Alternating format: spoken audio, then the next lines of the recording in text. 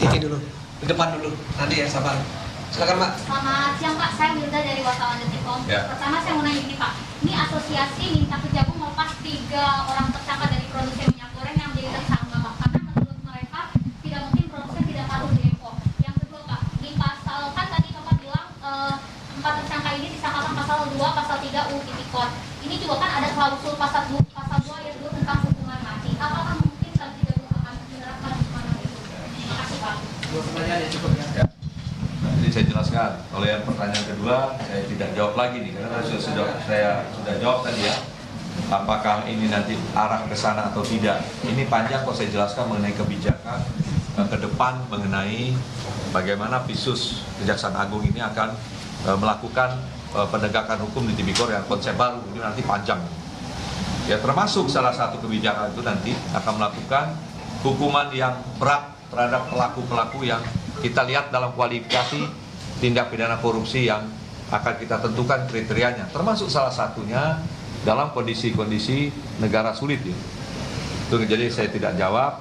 Kemudian mengenai asosiasi ya, ini termasuk saya jelaskan juga, banyak juga teman-teman menanyakan kenapa ada yang jabatannya komisaris, ada yang manajer, ya satu lagi ada yang direktur ya. Sekali lagi kita sampaikan bahwa dari alat bukti maka dipastikan yang berperan terjadi tindak pidana adalah mereka yang sudah kita tersangkakan. Kita tidak melihat dari sisi jabatan di korporasi, tetapi pidana adalah menyangkut apa yang dia lakukan dalam perbuatan pidana tersebut secara utuh. Jadi tidak melihat jabatan karena dia berperan. Apa perannya?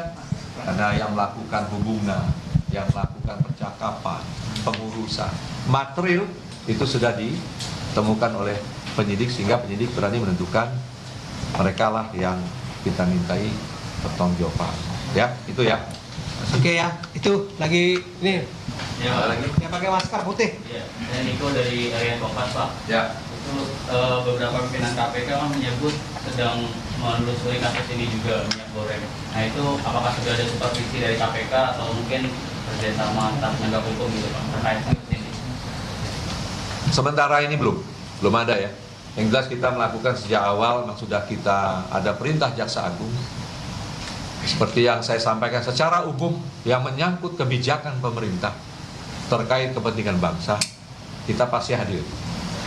Termasuk salah satu ada minyak goreng ini sejak lama sudah kita cermati sehingga ketika ada kelangkaan kita dapat cepat melakukan penyidikan. Hanya 2 minggu ya, 2 minggu kita sudah menetapkan siapa pelakunya. Ya, jadi saya rasa itu ya. Ada yang lain? Yang baju merah silakan. Mas, ini bagian dari alinea, ingin bertanya untuk koperasi sendiri Pak, apakah sudah kemungkinan beberapa tersangkanya di koperasi sendiri Pak? Jadi dari segi koperasi. Terus yang kedua, untuk tugas suap dan gratifikasi kan saat ini dugaannya selalu mengarah ke IWW. Tapi apakah dalam sejarah sampai ke bawah itu juga ada kemungkinan Pak, mereka juga terima dugaan suap itu? Dalam proses penyidikan khususnya di Gedung Bundar dapat saya sampaikan bahwa kita sudah WBBM dan ada mekanisme yang mengatur itu.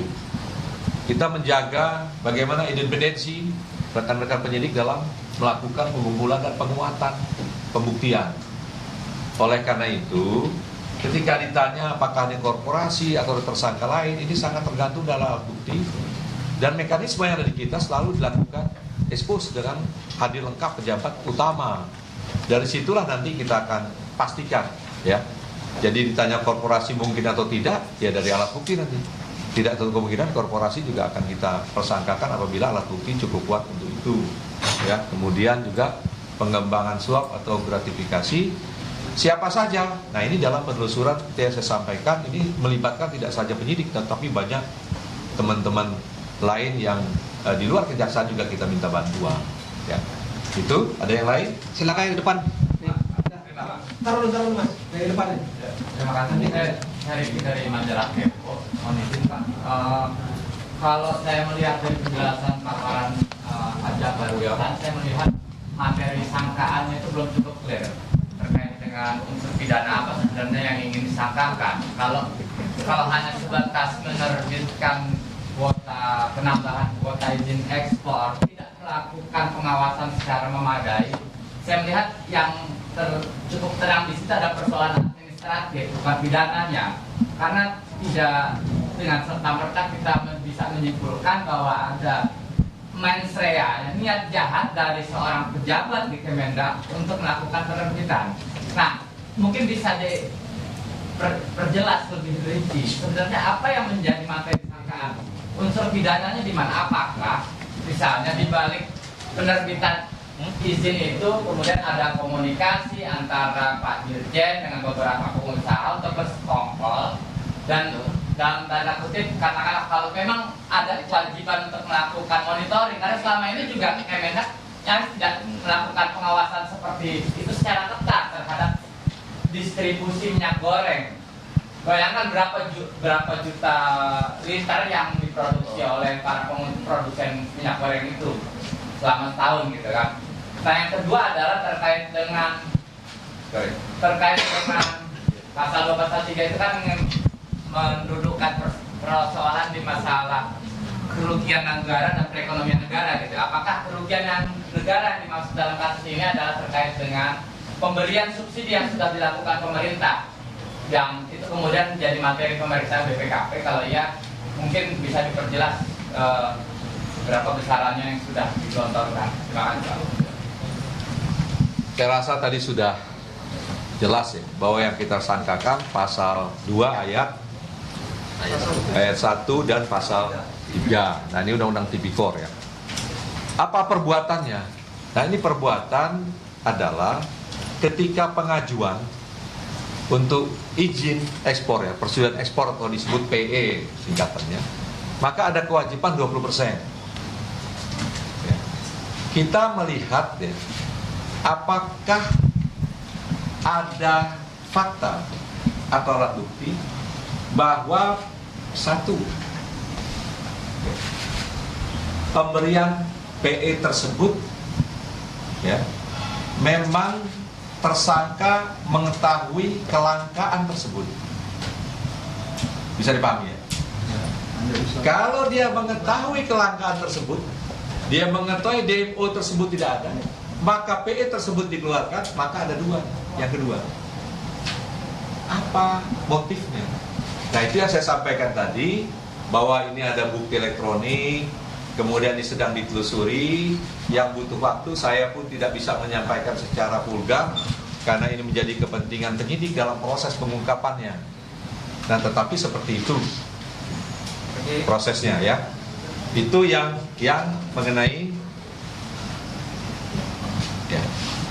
Jadi ketika ini diizinkan, tidak saja untuk pemenuhan DMO, tetapi ada beberapa syarat-syarat yang harus dipenuhi. Nah, syarat-syarat ini juga yang menjadi ya salah satu alat bukti yang dipegang penyidik. Kira-kira paham nggak kawan-kawan atas kesengajaan ini dilakukan? Kira-kira seperti itu. Tadi sudah dijelaskan juga ada BBE ya. Nanti didalami semua ya. Mengenai tadi, apakah ini kerugian negara konkret seperti apa? Tentu penyidik sebelum menetapkan ini sudah ada juga pegang keterangan ahli mengenai perekonomian negara. Yang saya sebut kualifikasi sangkaan awal pasal 2 dan pasal 3 ini kualifikasi di kerugian perekonomian negara.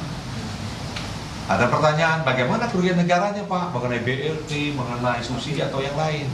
Nah, seperti yang saya sampaikan bahwa kemarin baru ada lakukan pembahasan antara auditor dengan penyidik. Nah, ini nanti akan kita konkretkan karena ini butuh waktu. Ya, ada lagi? Saya kira itu ya. Ada lagi? Lagi dua penanya aja, ini sudah nanya tadi. Belum? Pojok kanan nih.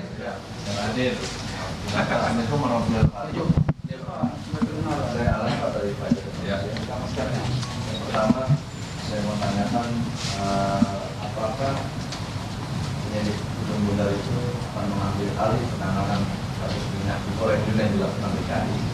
Karena kan DKI yang awalnya melakukan penyelidikan, akhirnya menyerahkan ke Bea Cukai, akhirnya melakukan penyidikan lagi, bingung juga. Adakah kemungkinan untuk mengambil alih tersebut? Dan ada kaitannya dengan penanganan perkara yang saat ini ditangani di Gunung Bundar? Dia berpusat di Gunung Bundar itu. Ya. Yang pertama saya jelaskan untuk kaitan ya sampai saat ini belum kita lihat itu. Kalau pengendalian tentu seluruh Indonesia memang dalam kendali Jampisus. Tetapi untuk bobot kita melihat Kejaksaan Tinggi DKI progres sudah cukup baik. Nah kalau dipertanyakan tadi, yang dapat saya jelaskan itu bahwa memang apa yang menjadi kewajiban-kewajiban masih dalam domain bea cukai diserahkan. Tetapi untuk kaitan kejahatan tipikornya memang sekarang sedang disidik oleh rekan-rekan Kejaksaan Tinggi DKI. Ya, betul ya. Saya buka lagi satu pertanyaan aja karena sudah mau jam 2 ini. Satu pertanyaan. Ya ini dah. Kali yang terdekat. Perkenalkan saya Ella dari Kontan.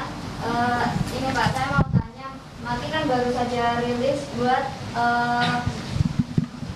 para produsen ini dicabut aja izin ekspornya. Nah itu gimana Pak tanggapannya? Silahkan. Jadi seperti saya sampaikan, ini nanti dalam pertimbangan-pertimbangan terutama di penuntutan, termasuk tadi korporasi itu pasti akan arahnya ke sana nanti menjadi pertimbangan khusus.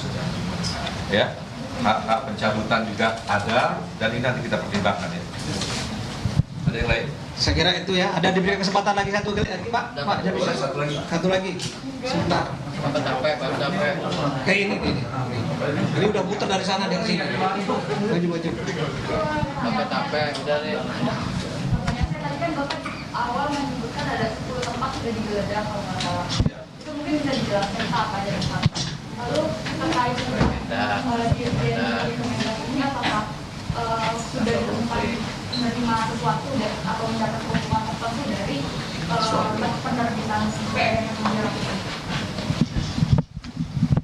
Pertanyaan kedua dulu, tadi sudah saya jelaskan bahwa kalau untuk pengembangan pasal terkait gratifikasi atau suap ini masih di dalam, sehingga belum dapat kami menyampaikan secara vulgar ya bagaimana proses ketika pengajuan tidak memenuhi syarat-syarat ya yang menjadi pertimbangan dan sudah ditentukan untuk terbit PE.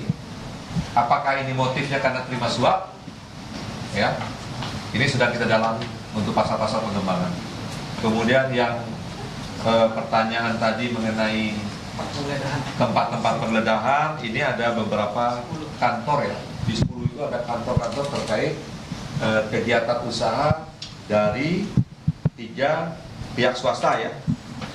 Pihak swasta yang sudah kita tersangkakan. Kemudian ada juga rumah si tersangka ISW ya, juga ada tentunya kantor yang terkait dengan Kementerian Perdagangan. Jadi lokasi ada yang di Batam, Medan, Surabaya ya. Clear ya? Cukup. Saya kira itu ya pertemuan pada siang hari ini. Mungkin nanti perkembangan lebih lanjut kita akan rilis kembali di hari-hari berikutnya. Teman-teman wartawan harap bersabar dan terima kasih atas kehadirannya pada siang hari ini. Sekian dan terima kasih. Assalamualaikum warahmatullahi wabarakatuh dan Om Santi Santi, Om salam sehat dan salam bahagia untuk kita semua.